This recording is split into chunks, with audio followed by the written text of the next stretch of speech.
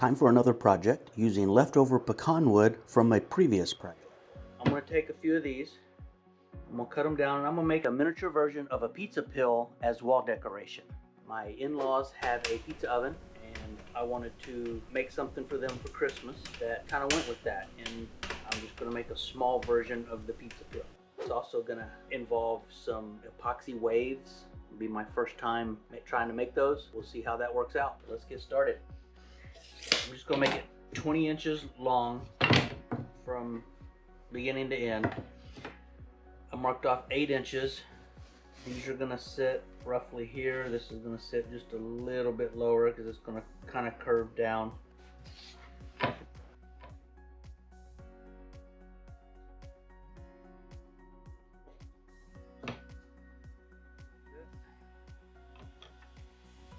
I line up all the pieces where I want them, then do a rough sketch of the overall shape.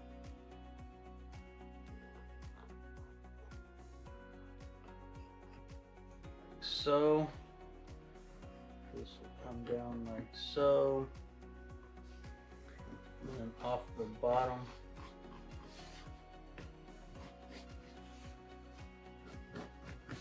Like that.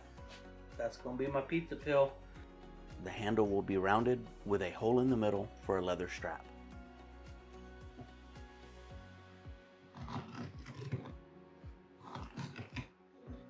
There. Now I know how it goes in there. Before I glue these up, I'm going to go ahead and run them through the joiner and make sure the edges are perfectly flat.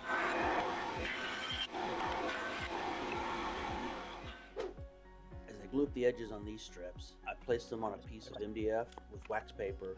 I align the triangle mark that I made earlier, and then I wipe off the excess glue.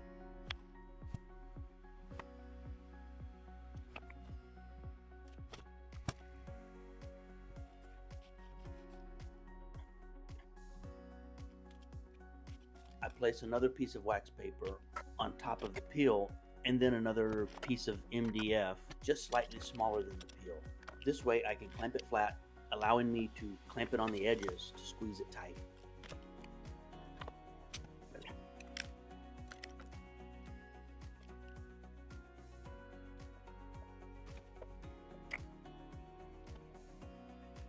Alright, I think that'll work. Alright, we're going to let that dry for a while. I let this dry overnight, then removed all the clamps, support boards, and the wax paper. Let's see how this turned out.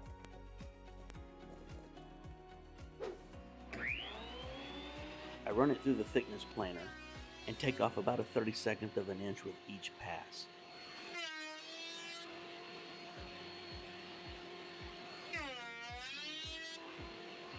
Once I get the first side flat, I flip the peel over and work on the other side. After this is done, I end up with a thickness of about 3/8 of an inch. On a piece of 1/2 inch MDF that will later become my router template, I draw a rough outline of the final shape. I use a scroll saw to rough cut the shape close to my pencil line while making sure not to cross it. This makes sanding a little easier.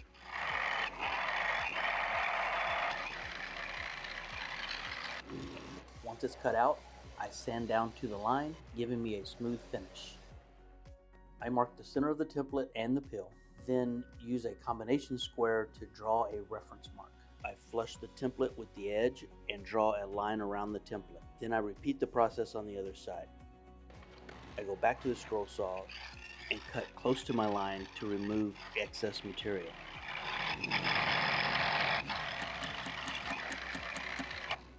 I added some double-sided tape to the template, removed the backing, then pressed it to the pill. Then I add a piece of straight MDF to create a smooth transition to the handle. I use my router with a flush cut trim bit to remove the excess material and make it match the template. Once I get that side done, I remove the template, add new tape, and move to the other side and continue trimming.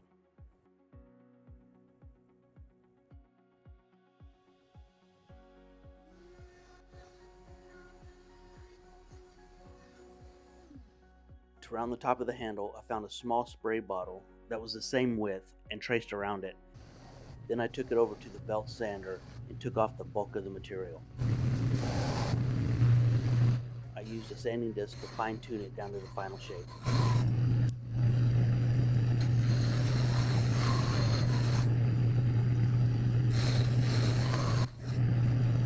Using a spring-loaded center punch, I marked the center for a leather strap, and using a spoil board under the handle, I drill a 1/2-inch hole.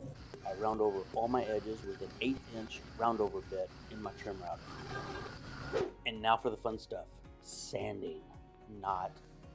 I won't bore you with all the sanding paper progressions.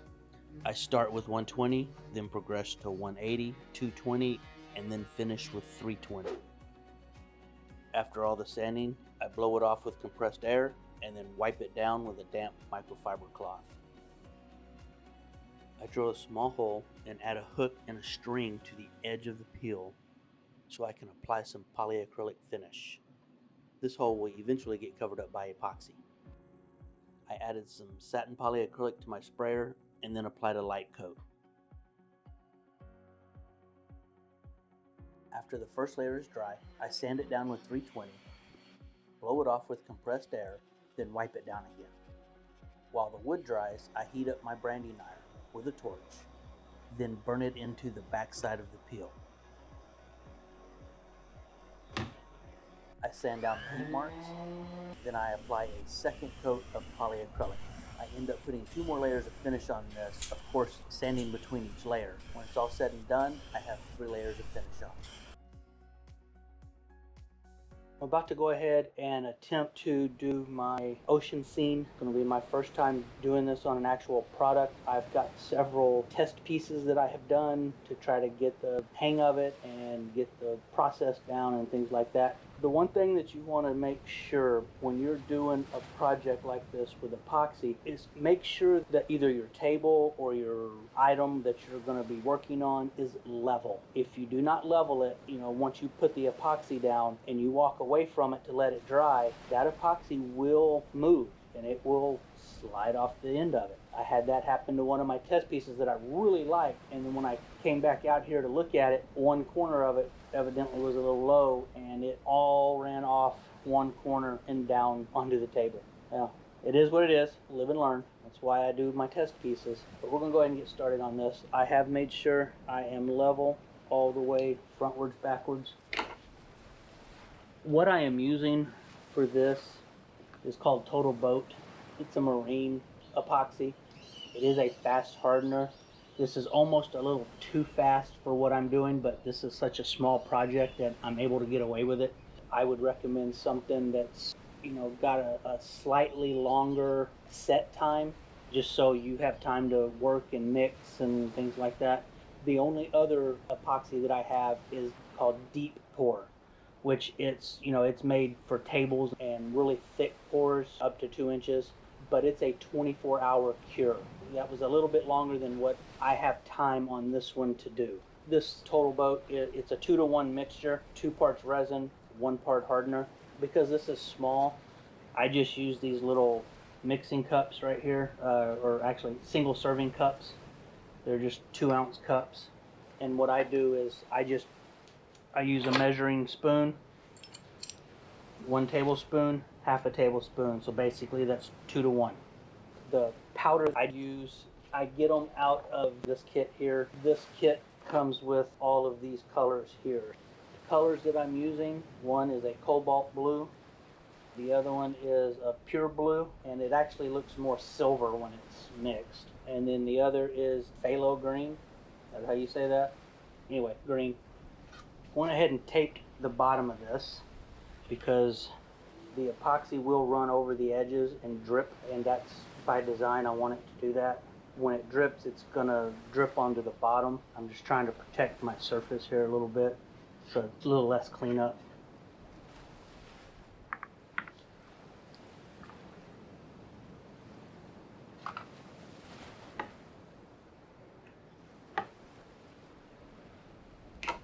Let's get to mixing.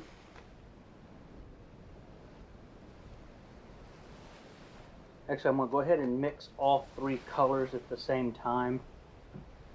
I think this will save a little time.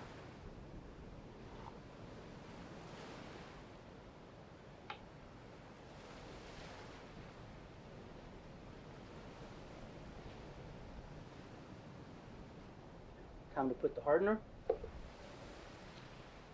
Again, it's 2 to 1, so I'm using the 1.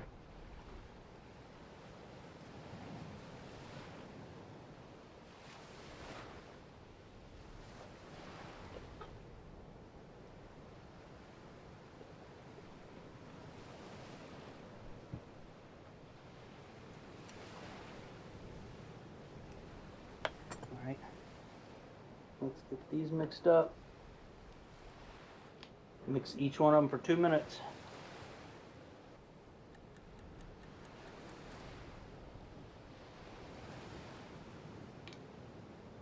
Set those aside for a minute. I actually needed 4 of these cups, so I went ahead and mixed up 1 more.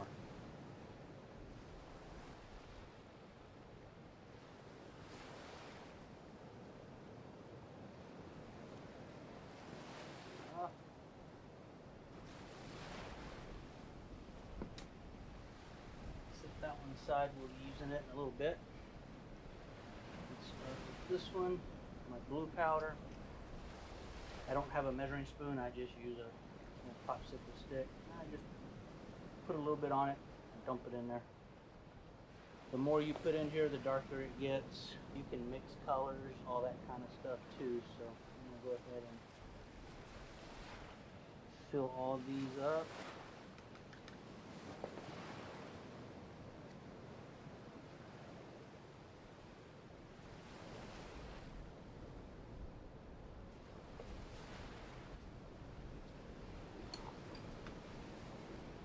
And then this you just mix until the color's incorporated and you don't see any more powder.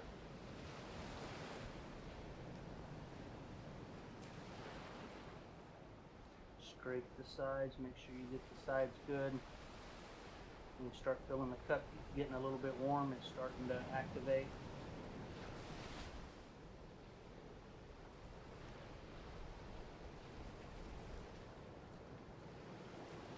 Now, some people will use the liquid dyes for this and you don't get this shimmering effect, it's just more opaque. So that's good enough. And then you just flow it on here across the top.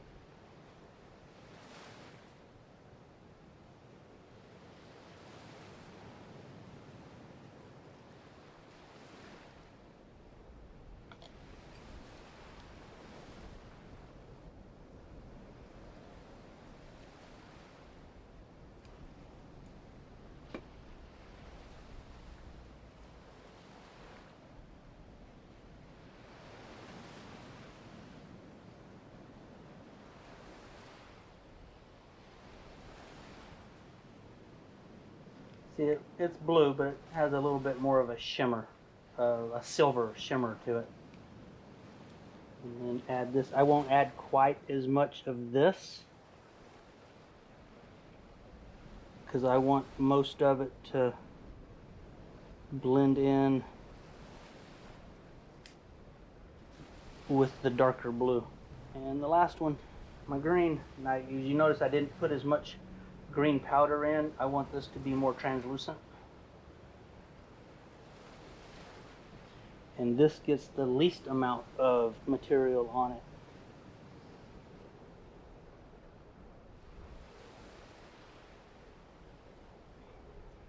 Like so.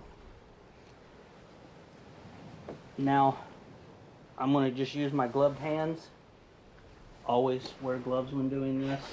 And then I'm just going to kind of mix all this together. Here we go.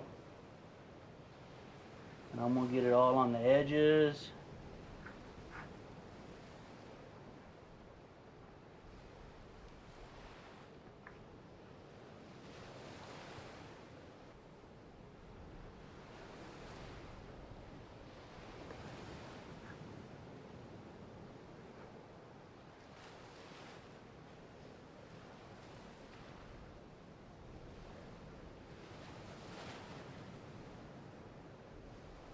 Take the last clear cup and pour about half into another cup to get the frothy and lacy effect of the wave. I use a product called Ocean White from Let's Resin. I squeeze a small amount into the clear resin and mix it thoroughly. I set that aside and pour the remaining clear epoxy in front of the green layer, but I don't mix it.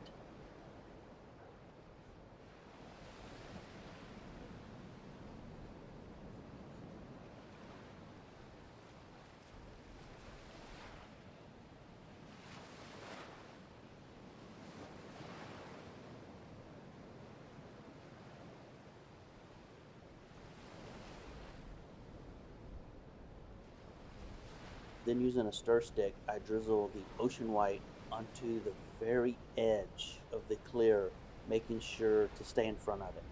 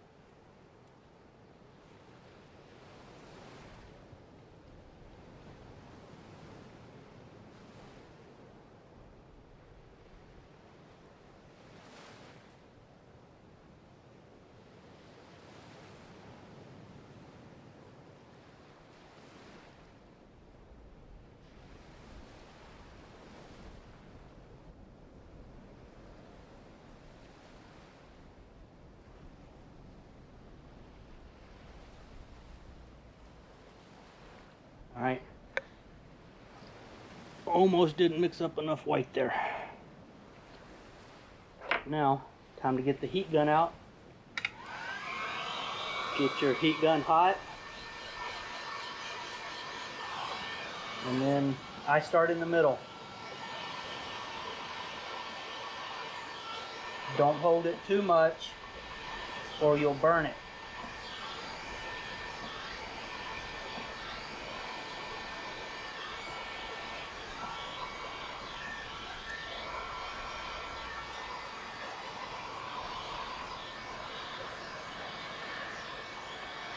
And the more you do this, you could make that white go all the way up. I'm not looking to do that. I'm only looking to get just a little bit, like so. That's it. I'm done. This is where I get to play with fire. I take a torch and just wave it over the top of the epoxy to pop all the air bubbles. I keep the flame moving and try not to allow it to touch the epoxy. I keep it about an inch or two above it. Make sure you don't hold the flame in one spot too long or you could burn the epoxy.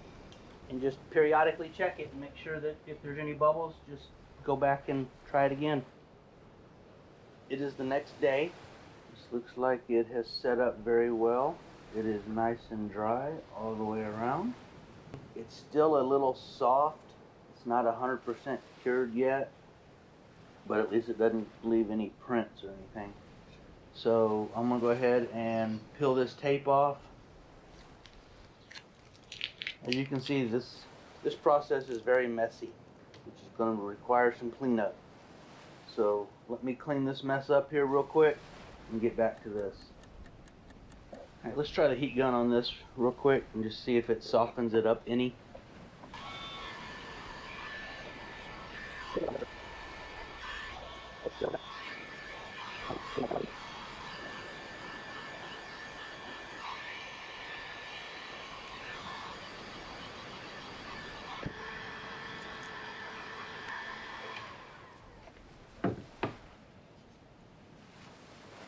Let's see if I can take me a razor blade and trim that up some.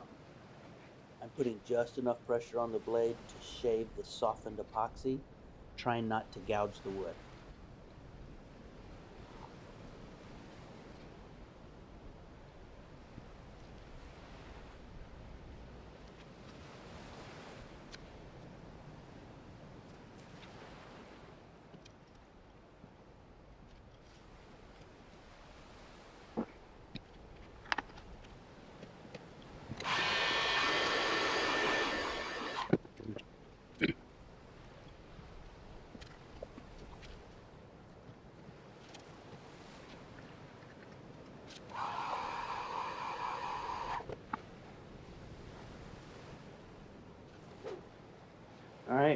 we're going to sit and let it cure.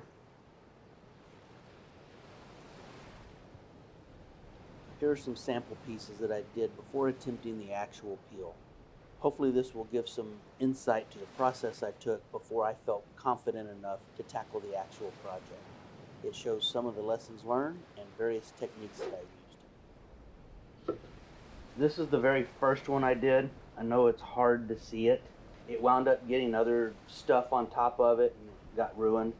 But I don't know if you can see the cells and the lacing in here. It actually didn't turn out too bad for my first attempt. However, I did not mix the white properly. Matter of fact, I didn't mix it at all, and it never dried. You have to mix the white with resin in order to get the lacing effect. Anyway, that was the original. The next one I did was this one, which actually didn't turn out too bad. I do like the frothy and the lacing, and this is fairly thick looking. I got the heat gun right here a little too hot. I didn't care for the blending so much. Here was the third one I did. I was experimenting with different thicknesses of the white. Again, I got the torch, the flame, too hot right here. As you can see, it really bubbled up and it basically burned the epoxy.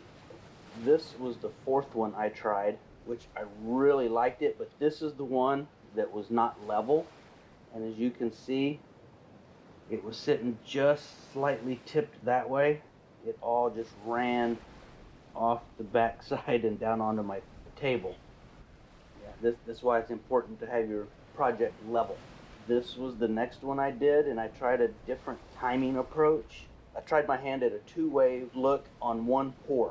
I know a lot of people will wait until this dries and cures, scuff it up a little bit, and then they'll come back in and just do the same thing again, just a little further back, make a second layer. I was just trying it on a two-layer pour, or a two waves on a single pour. But what I did is I let the background get in here, and then I let it sit for about 15 minutes.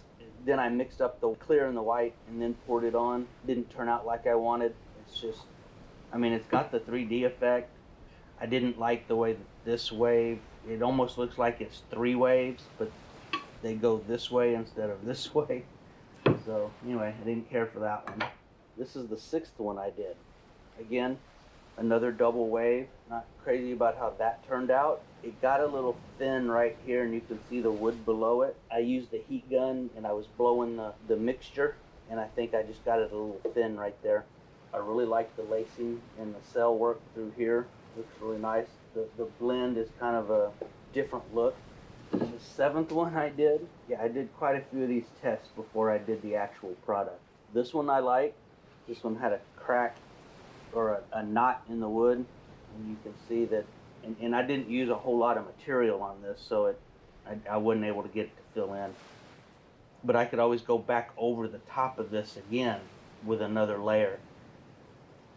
I got a little overzealous on the heat gun, and this didn't form right like I like. I like the lacing here, and how it goes up, but that one didn't look quite right. So that's the seventh. And then my final product is the actual eighth one I did, that one. This one turned out the best. So there you go. I'm an amateur at this, but if I can do it, you can do it. There will probably be more of these in my future. I'm gonna try different shapes, different objects, different sizes, I might do these on coasters, wall art, stuff like that. Anyway, go ahead and try it. It's only epoxy. It's not rocket science. So get out there, try this. You never know. You may be the one that comes up with a new design, a new way to do things. You may come up with the next project everybody wants. Good luck. We'll see you in the next video.